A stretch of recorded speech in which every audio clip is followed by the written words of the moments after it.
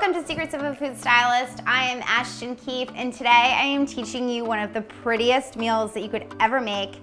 It's incredibly easy. So we are making sea bass papillote. And for those of you who don't know what papillote means, it's a French word for cooking fish in parchment. And like the French, they always seem to overcomplicate things. So this is actually very easy. Don't be fooled by the fancy name. And the first stylist tip that I have for this is that you're gonna make a pretty pouch. So I'll show you how to do that, but my second stylist tip is that you're gonna layer a bunch of different beautiful vegetables underneath your sea bass, and then my third stylist tip is that we're gonna finish it and make it pretty. So in order to create our papillote pouch, I'm just using regular parchment and I'm gonna fold it in half, and what we're gonna do is create a heart. Well, you can make any shape you want, but I'm gonna do a heart because we're gonna make this look pretty. And this is the same way that you would do it if you were making Valentine's Day. Valentine's in school when you were little, you would make hearts. Same idea. So we've all of a sudden got 2 hearts.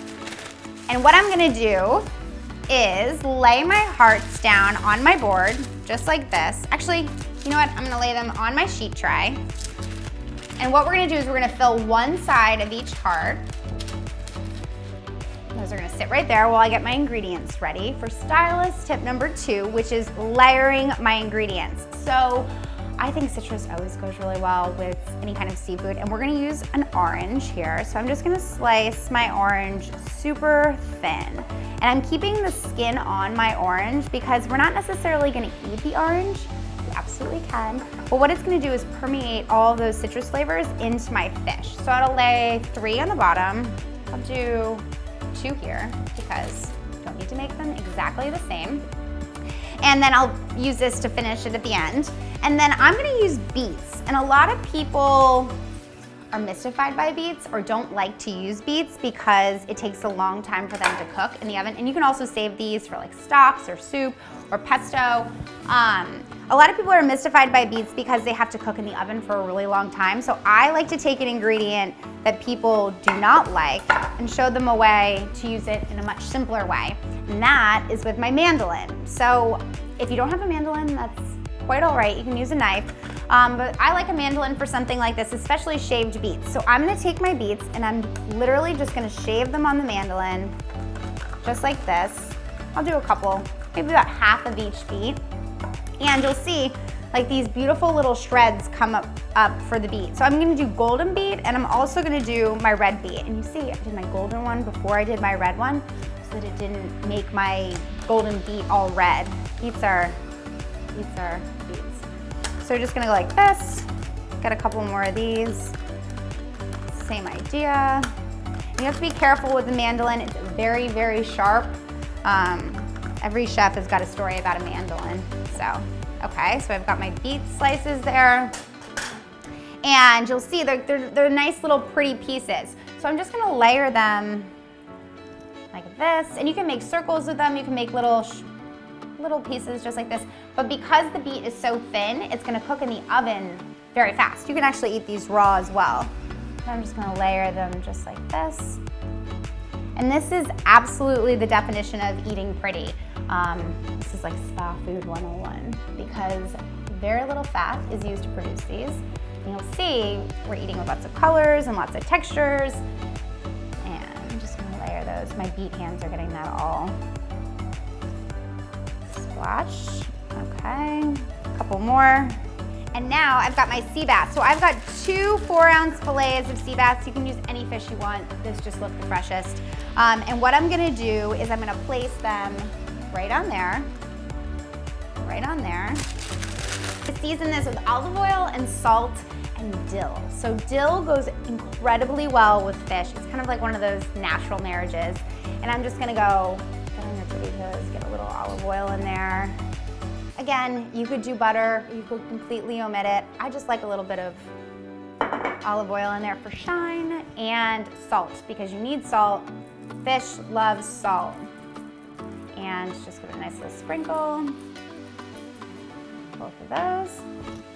And now, dill. So I'm using, whoa, that's a lot of dill. I'm gonna use about one of these. I don't even know what you would call this, like a Christmas tree of dill per fish. It's a lot on that one, but I like dill, so that's good. And now the secret to Papillote.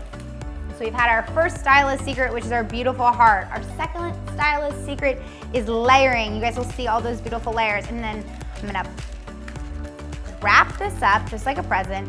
Some people do staple this. Some people will, you can probably tape it too, but I like to go like this. So I start at the top of the heart and I crinkle it around. A really technical term called crinkling it around. And you're gonna go around the fish just like this. See, this is where the French try to trip you up and make it think it's really hard and confusing, but it is not. It is so easy. And what you're gonna do is essentially the fish is gonna steam. Again, a very healthy cooking technique. And I just put a little bit of parchment under here so that I don't stain my baking tray because we're using beets. And then again, I'm just gonna take my heart, I'm gonna fold it over. I'm gonna start at the top of the heart and I'm just gonna start to crinkle and fold it over. Just like this. And I like to make this when you're having people over. It's a really great date night thing because it's self-contained. You open it, it's like opening a present. If you're trying to get your kids to eat seafood, that's also a great option. Okay, so that is my Papillote. You guys will see how beautiful hearts are right there. And what we're gonna do is stick this in the oven for about 10 minutes at 425 degrees. And the citrus is gonna permeate the beautiful sea bass and the dill is gonna flavor it just nice and lightly on top. And then when we unwrap it, I'll share my stylist secret number 3. And I can see it, I can hear it. Move these to the side. So we've got these beautiful pouches. And then my last stylist secret is we're gonna finish the fish. So I'm gonna unwrap these beautiful packages. Look how good that looks. I'm gonna tuck this underneath. And then I'll do the same one right here.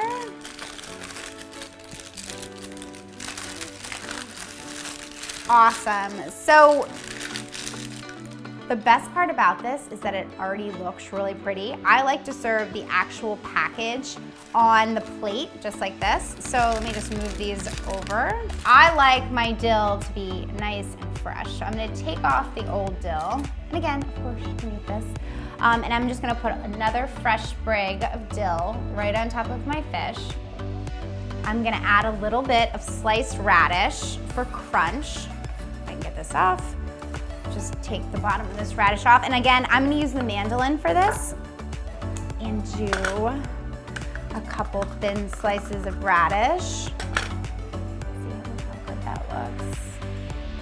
And then I'm using a little bit of finishing salt. And because I have to make it nice and shiny, I'm gonna do a little drizzle of olive oil, just like that.